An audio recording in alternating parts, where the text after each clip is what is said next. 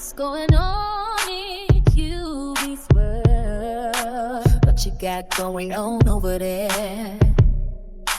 Random rambling, it's a lot over here, so just keep up. Welcome to my life, be like real life told by QV. What it look like this week? We ain't got time like we usually do. Oh, yes, girl, I'm so happy to have you here. This is what my life be like. Exclusive episode. Baby, what's deep? It's hard.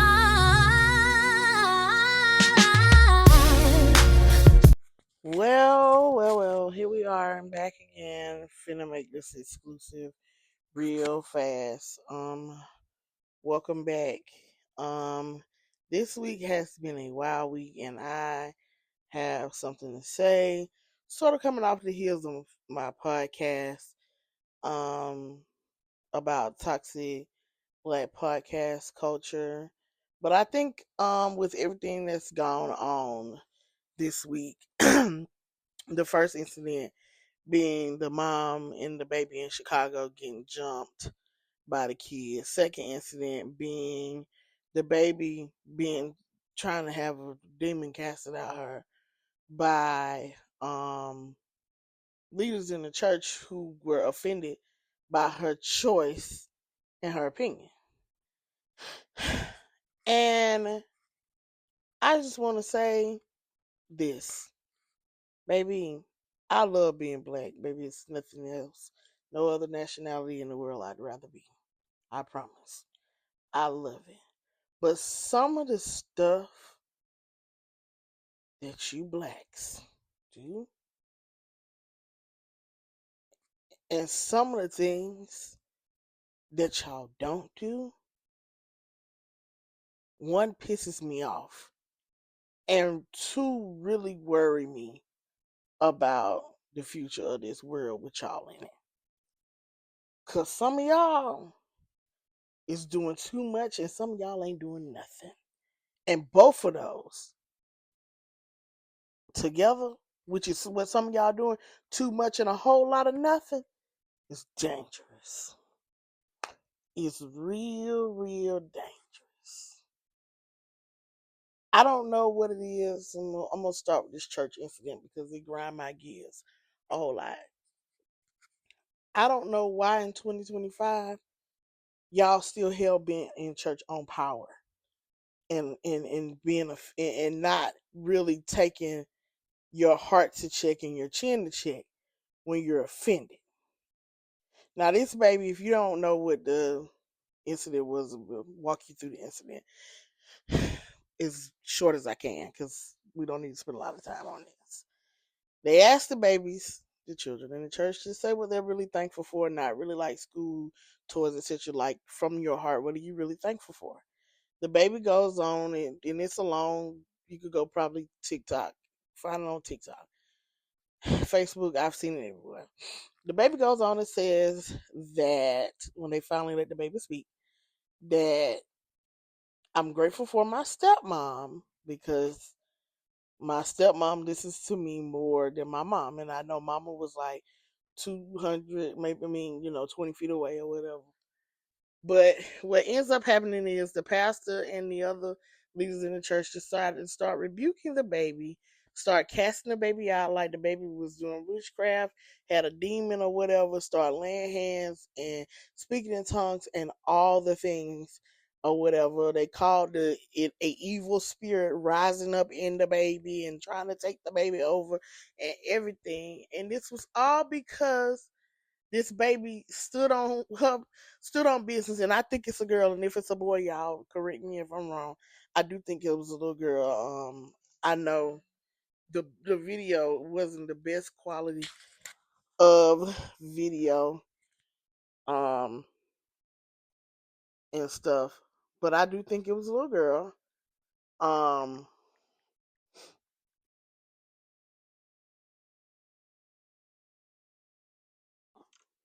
and they swarmed around her like she was wrong. And y'all know me. If you've been here, you know my stepmama is my favorite. So you know this was exceptionally personal to me, because I can tell you now, for 36 years in my whole life, my stepmama has fared better, has given me better advice, has spoken to me, has listened to me, has done more for me than my mother ever could.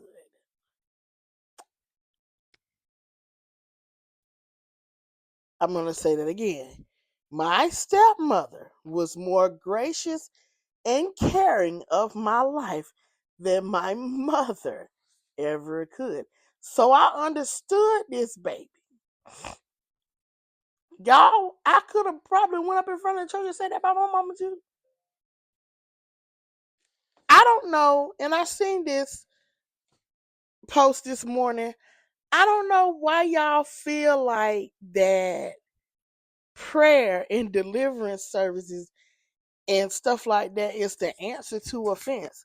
It's not going to drive away that person's feelings, because a feeling and that person's feeling an opinion, because an opinion, a feeling is a choice. It's just like a lot of these people y'all be trying to lay hands on to try to get them delivered from homosexuality and stuff like that and everything else. Baby, it's choice. It's choice. It's not demonic. It's choice. It's choice. It's choice. And so many of y'all are so quick to lay hands on people's choices.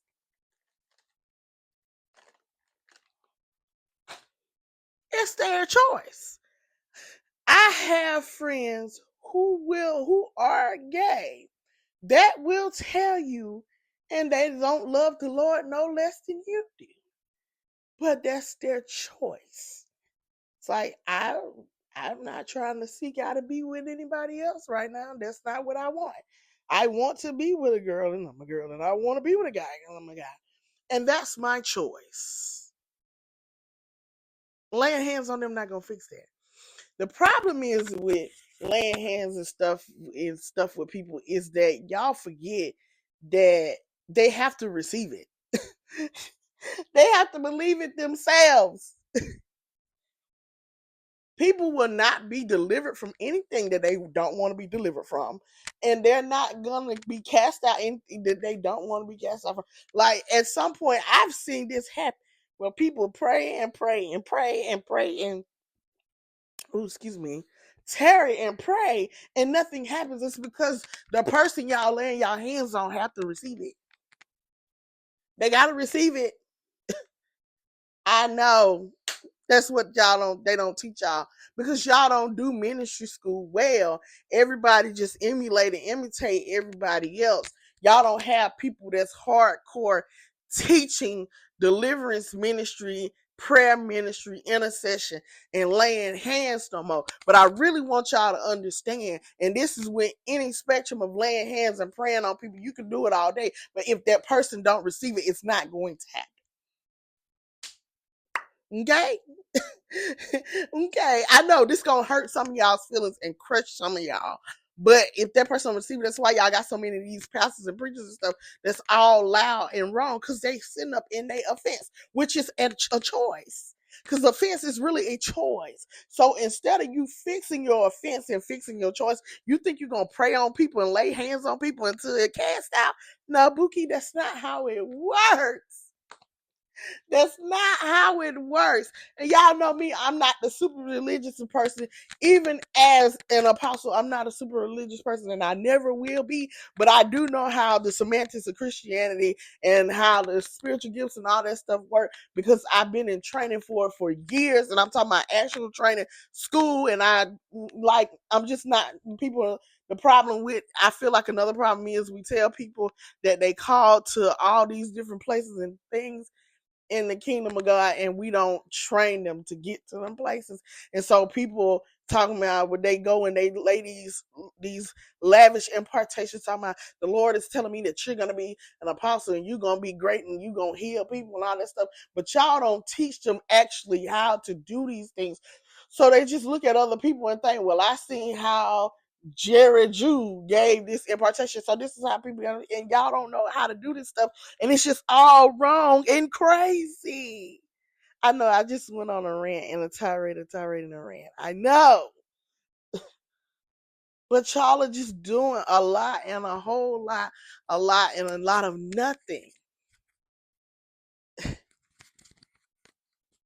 So what were we laying hands on somebody that we was offended by what she said anyway? We should have been checking mama and asking mama, so what you got going on? I promise you somebody at see where I would have. Ain't no way we was rebuking that baby for the way that baby felt. And y'all did this on the live streaming, and it made it to the internet. And I don't know I hadn't seen no response to that, so if it is one, y'all tag me in it. But what was we doing? I want y'all to stop trying to be so super rich and Christian and making yourselves look like fools, because y'all look like fools. Because wasn't nothing cute, calm, or kosher about laying your hands on a child that you was offended by what they said instead of checking what they said. Y'all, and what hurts me even more than this is the baby confessed that her mama not listening to her. Y'all did something where y'all didn't listen to her either. What is going on here? Bookie. Are y'all slow or slower?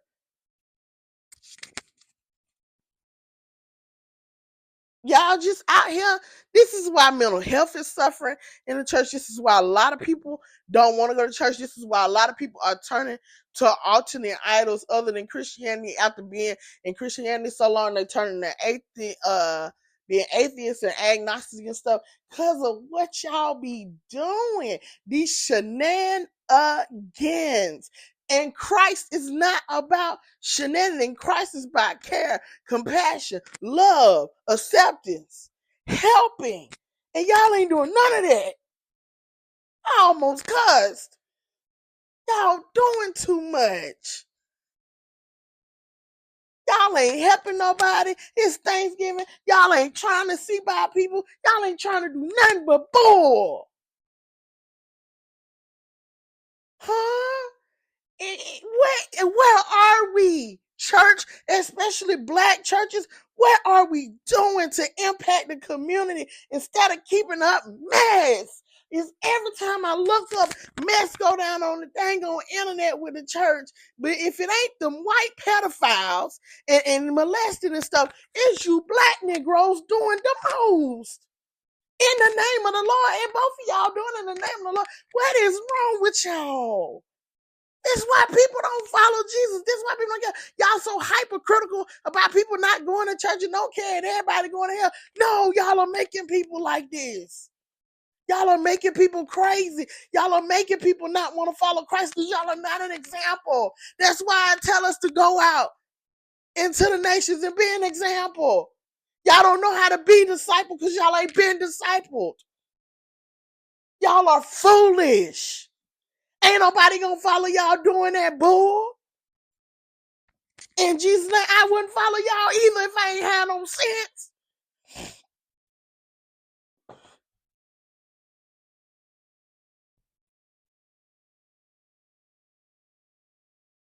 Y'all are nuts. Y'all are insane. Every week it's a different shenanigan in Jesus' name. And I'm just like, I know Jesus tired.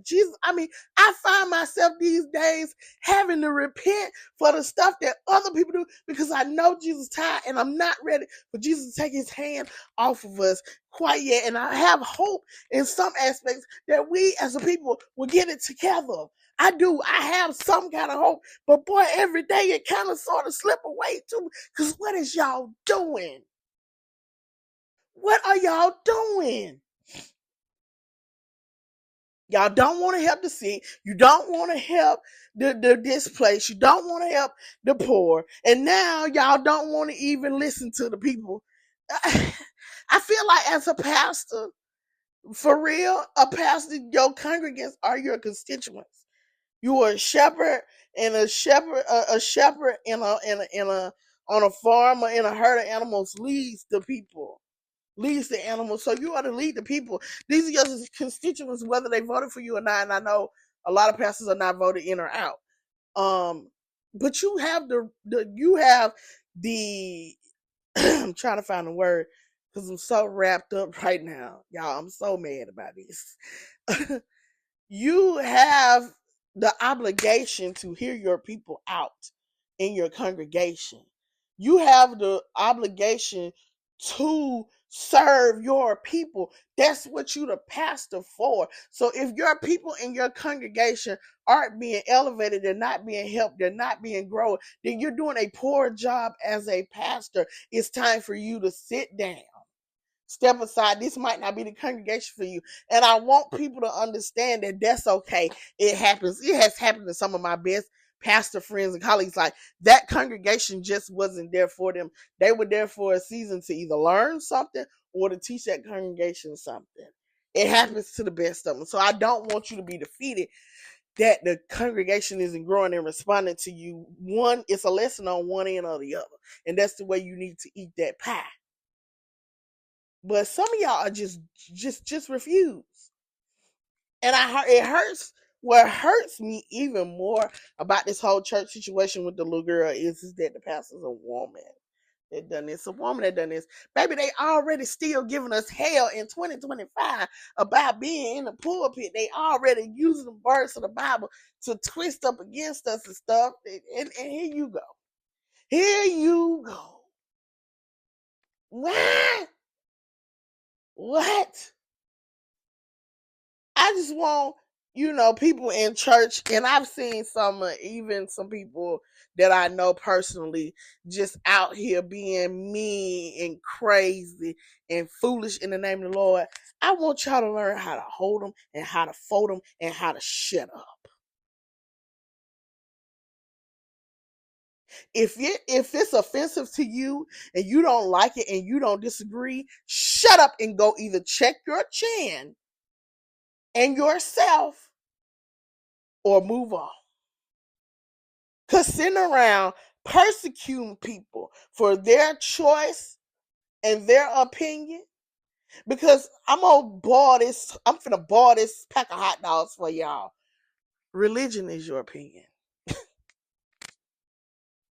And what you get out of your religion is your opinion. I keep trying to tell y'all that. So when y'all be sitting over here fighting over religion, you literally are fighting over an opinion.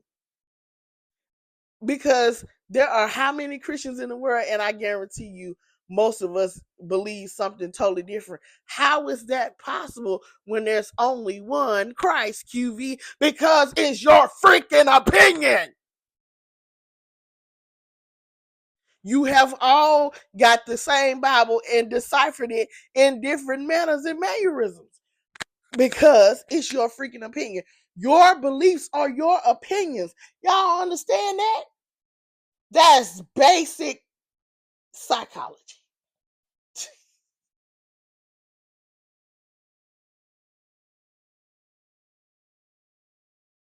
Y'all are nuts.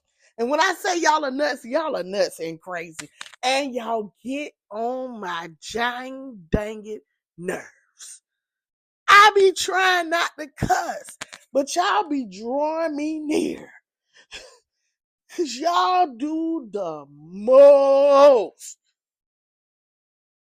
So, my fellow African American citizens in the church, especially clergy people, I'm talking to you.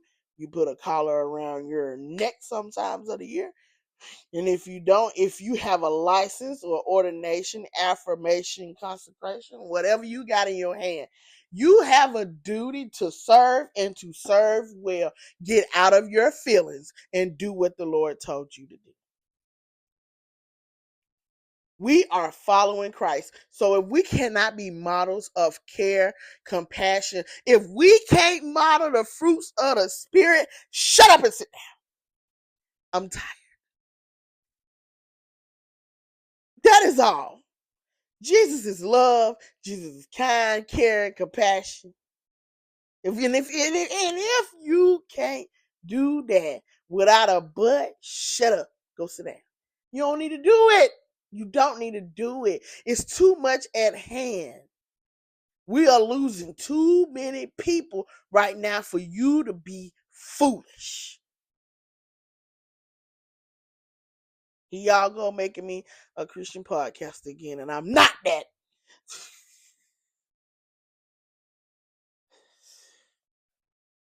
I really want y'all to shut up. Some of y'all need to shut up. Some of y'all need to get back and go pray until God take his hands off of you and tell you, okay, you can do it again. Some of y'all need to go back and restudy.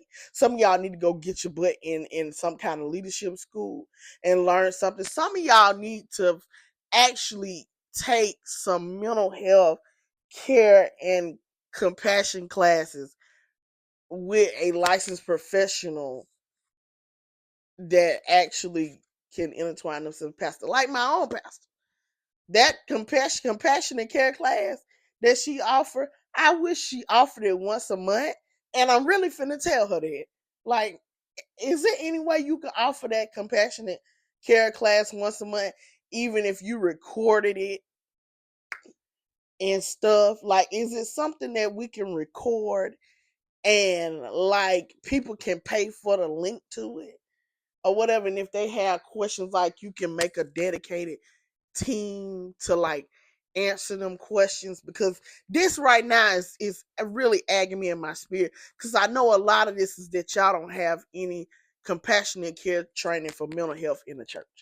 So this is what I'm finna go ask my pastor. This is what I'm finna go ask her. This is what I'm finna go ask her, because y'all need it. I don't think it's enough for her to teach this class once or twice a year, because she only teaches this class once, maybe twice a year. And I think we need it more. We need more mental health professionals in the church to deal with y'all's foolishness before people continue. But we losing too many people. We just losing too many people. We physically losing too many people, like the suicide and stuff, and these people believe and stuff and all of this stuff. We losing too many people that way, and we losing too many people that are literally walking away from the faith because y'all are being so stupid about it. So I just feel like we need people like a PG to come and mediate and try to help put this together. We got to do something.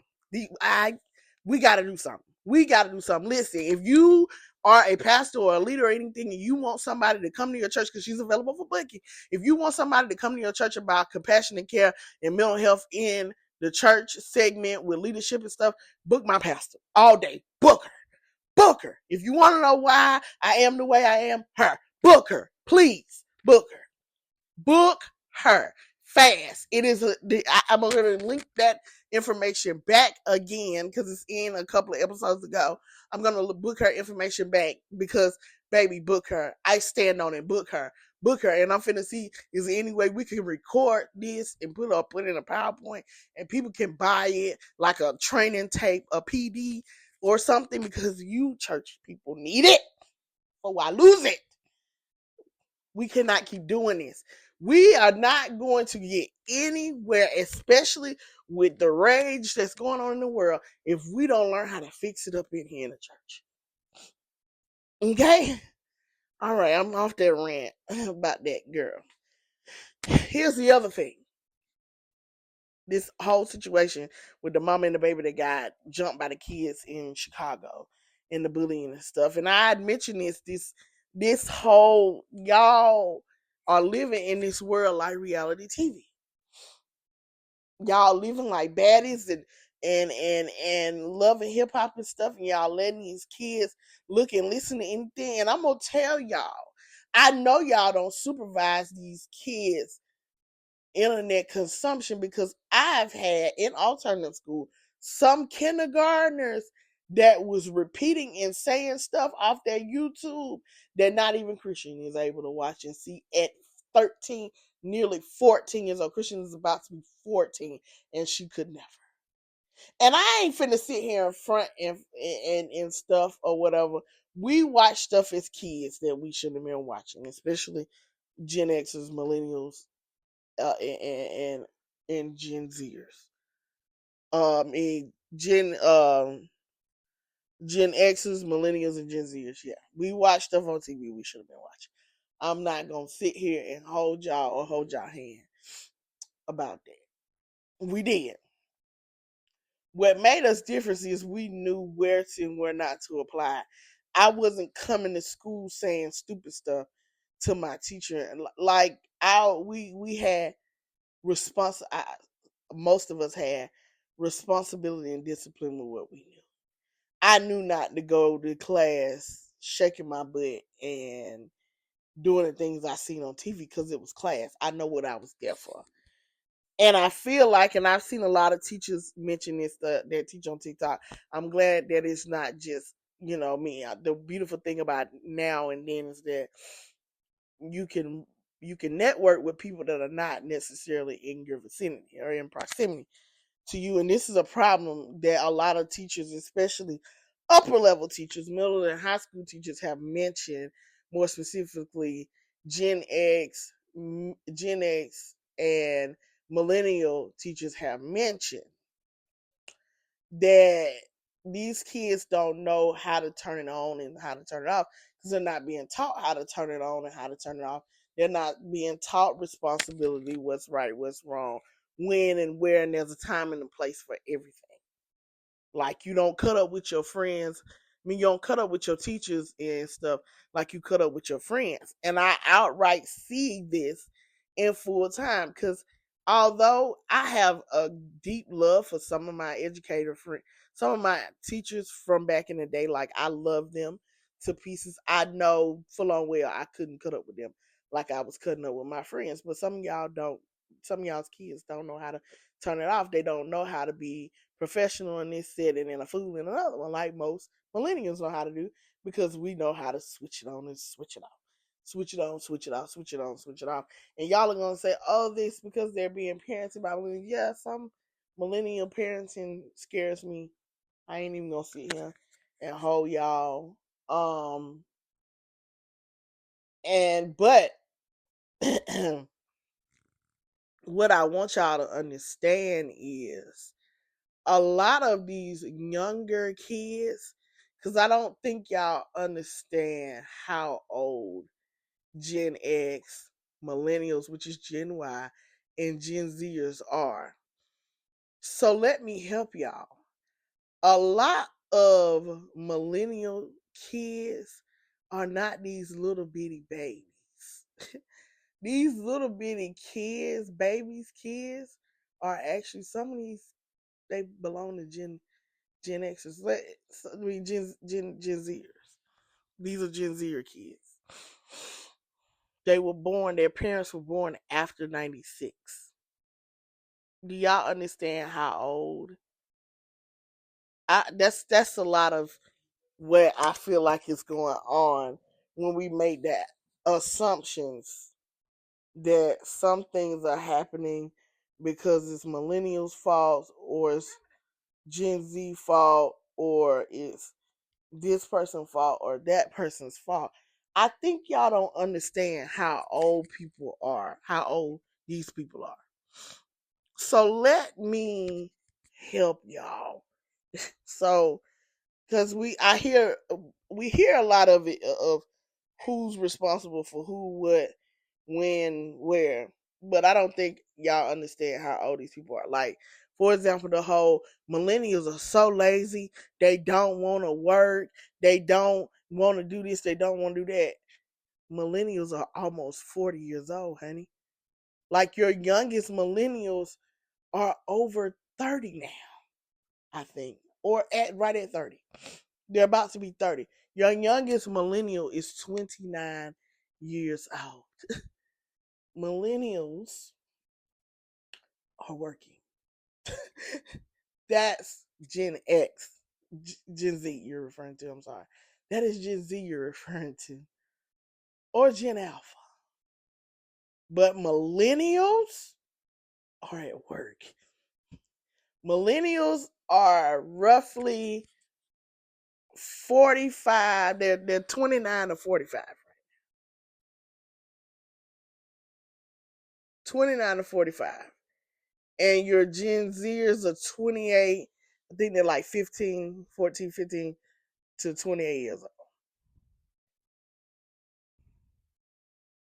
That's the people you're referring to when y'all say they're millennials. A lot of people say millennials, these millennials, and then when I ask them who are you referring to, and you talking about kids that just got out of high school, those are not millennials, and nowhere near millennials. Almost 10-year age gap between the people you're talking about and millennials. So you can't say, well, they were on the cusp. No, they're not on the cusp of being millennials.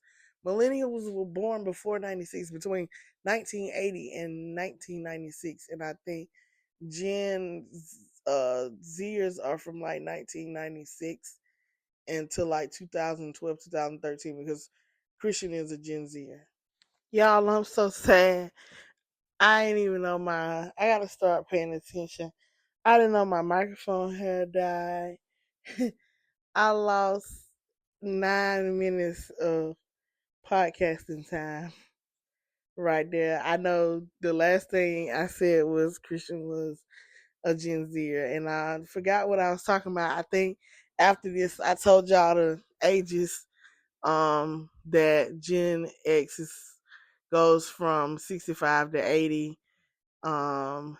Gen Zers, I mean, millennials are from 81 to 96, and Gen Z is from 97 to 2012, and then Gen Alpha is from 2013 to 2025, and the new um, cohort starts, which is Gen Beta, starts next year in 2026.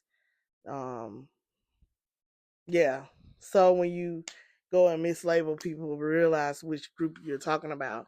And I was talking about how, yeah, millennial parenting can be sketchy, but a lot of these little kids are just saying everything aren't their parents are millennials. Their parents are actually Gen Zers. It's the actual generation that don't know how to turn it off and on. Because I said that a lot of the complaints from the older teachers that I hear complaining about middle school and high school kids is that they don't know how to turn it on and off. They don't know there's a place and a time for everything. And they don't know how you have to be a friend in this environment, nice and professional and clean cut in this environment. You just treat everybody the same in every situation the same.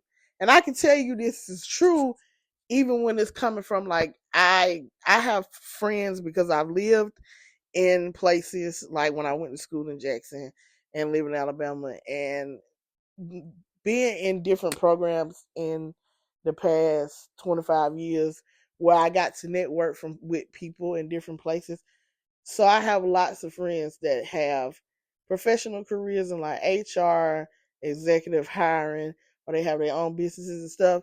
And the stuff that I hear them say, like, these kids are showing up, at 20, 21 years old and don't know how to fill out an application, don't know what's appropriate to wear to an interview, what's not, um, and all the things, and then they expect me to hire them. Like, you coming in here with them big old fuzzy slippers on and a cat suit, that's not appropriate for an interview. And then they get upset and like, these just some M&F and McDonald's. So what, I gotta put on a suit for the interview? McDonald's like, I don't care if you're going to interview to take the trash out. You need to have on a business attire. And these kids don't know that, and they don't care. And that's a lot of the problem, is they don't care. Even if you give them the knowledge, they don't care. And we weren't raised like that. And that's why I be like, y'all, sure you talking about millennials? Because that doesn't sound like a millennial. That sounds like more of a Gen Z or a Gen Alpha person. You can kind of tell the attitudes and stuff from who said it. Like, the I said what I said is literally your Gen X's and millennials. It's like, I said what I said. or whatever, and then it's in. But just not caring and have the knowledge and just don't care and just determined to do whatever you want to do when you want to do it, how you want to do it, and you don't care about the outcome of it, it's usually Gen Z, Gen Alpha. Just saying. Get it together. Get it right. Just get it right. That's all I'm asking. But anywho, I also was saying about the woman with the kids in Chicago. It's like these kids, they're really living out what they see. They are living out baddies, loving hip hop, all the other kind of reality shows they see on TV because they watch this stuff and they're not monitored and they don't know when to turn it off and turn it on. We guess. I'm not gonna sit here and lie like TV was perfect when we were coming up, but I knew not to go to school and do that. I knew not to go outside and not do that. I had some level of fear, and that's a lot of things, a lot of something that y'all feel like is unhealthy. Having fear or reverence for authority is very unhealthy or whatever, and it's not. You should. A kid should have a level of fear or reverence for people in charge. And these kids don't. They got everybody scared of them. And I don't know why. Because I will check you and not care. But I hear them saying, I had point in case. Point in case. Y'all know I'm very, very well, you know that I am in behavior. It's what I do professionally. Behavior, work with kids who have behavior issues, disabled and not. Like some of them just have real behavior issues. Everybody that I work with isn't disabled. Okay, so um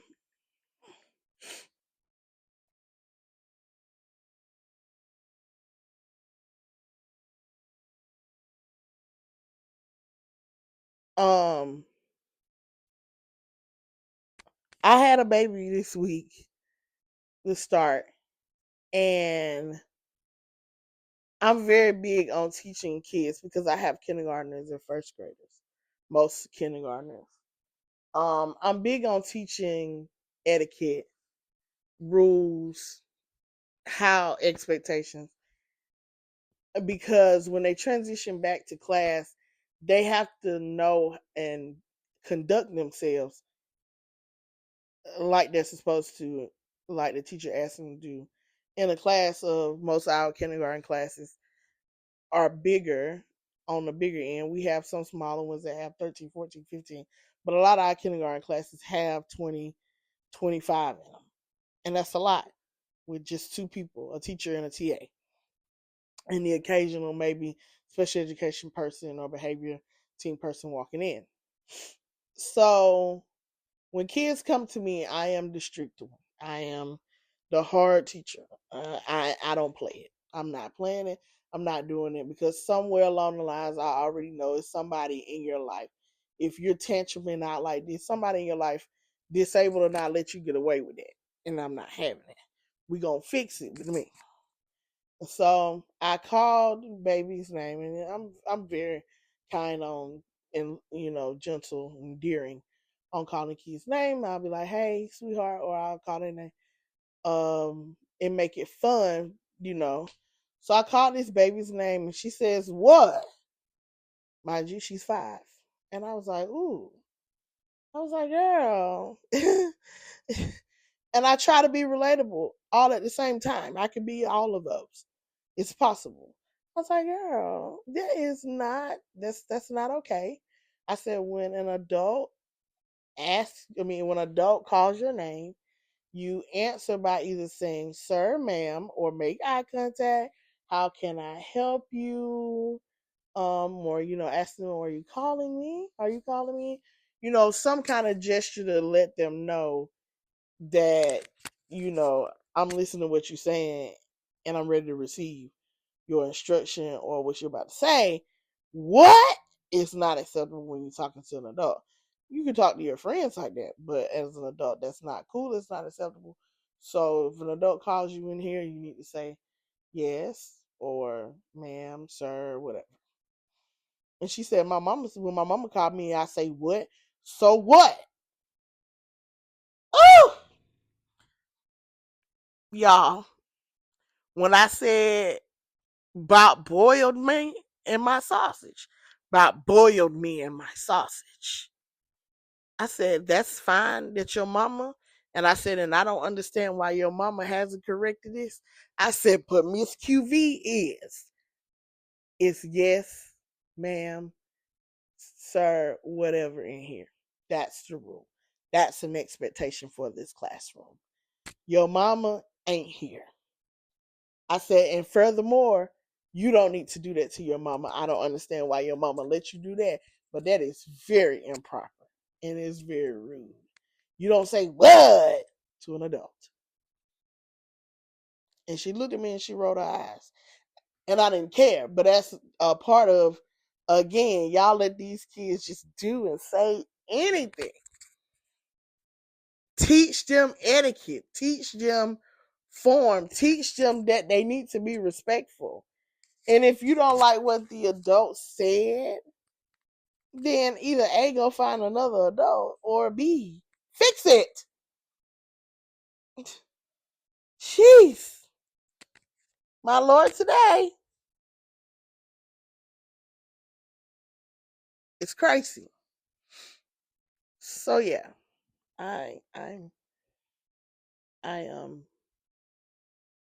the biggest thing I want y'all to understand is we have to do better, especially in the black community, to rear and be an example and not be crazy and not be power driven, money hungry, etc. Because these kids are mimicking exactly what they see. Just like y'all are mimicking mess. It doesn't have to be this way. I feel like we need to break this cycle. Finally, if you don't hear anything, we got to break this cycle of foolishness. Please stop giving white people and other people of other nationalities reason to call black people stupid. I know y'all like to tussle about that, but they do. They really feel like we're stupid, and I feel like we don't. We give them ample reasons every day to call us that. I know y'all gonna say, "Well, they do stupid stuff too." They do that, and a lot of white people recognize that too. It's the culture of mind that just seem to think a lot of what they do is okay, or they drowning in the name of the Lord. It's not okay. Y'all double down on foolishness. Don't be irreachable and unteachable. Okay? Y'all go get y'all's kids. For that, go get y'all's kids. Y'all need to know what these kids say anyway, who they with, who they dealing with, and everything else. It ain't no way you raising and rearing up your kids the right way, and they took it upon themselves to jump on mama and a kid. No, man. No, sir. I don't care what it was.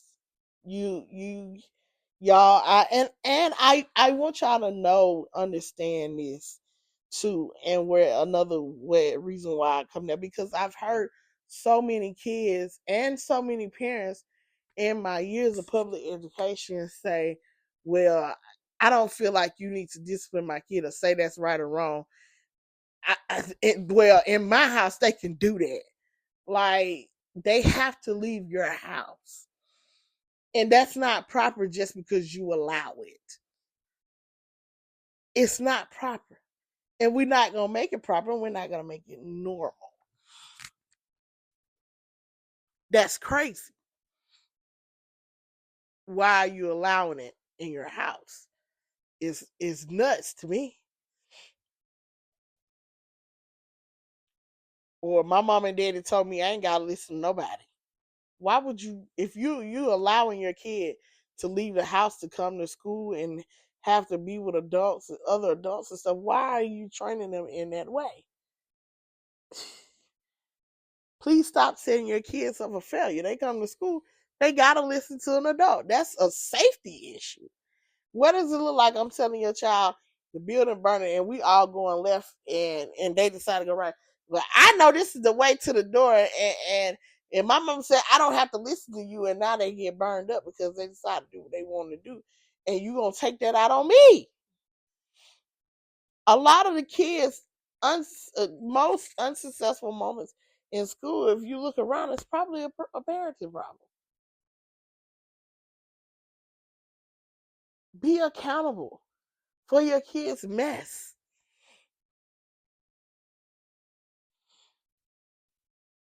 All right?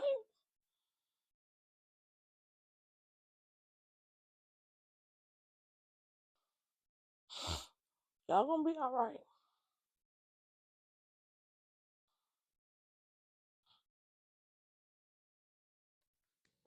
I promise you, y'all gonna be all right.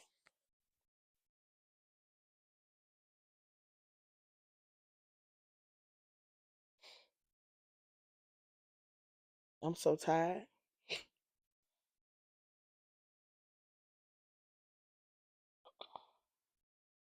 Let's just do better.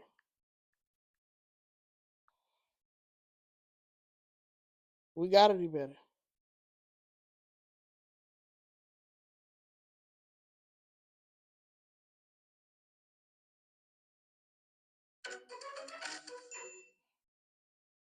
My phone is ringing. Ring a ling a ling.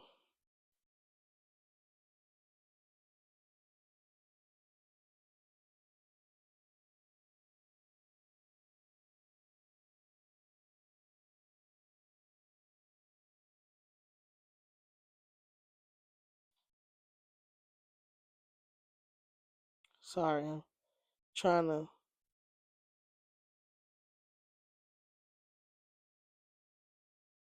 see what's going on around here.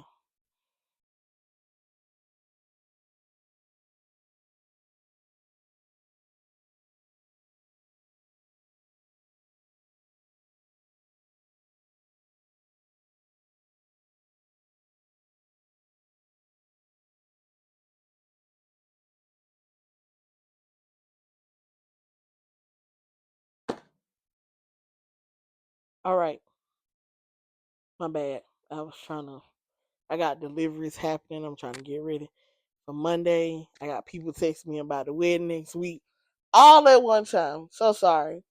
Um, I didn't mean to be that deep off in my trenches on my phone. I'm about to get ready to end this. Thank y'all for coming by, listen to my head. Make sure that we just all collectively, African Americans, start doing better. Okay, and I'm going to start now preparing for this week's podcast. If you didn't see this week's podcast, it's gonna be about family jail and these holidays, these do's and don'ts, this dysfunction and everything else. Because I really want y'all not to be in a tears next week for the holidays. Okay. All right, y'all. I shall catch y'all later. Make sure you can be anything you want to be. Choose to be kind, be whole, and be at peace. Bye.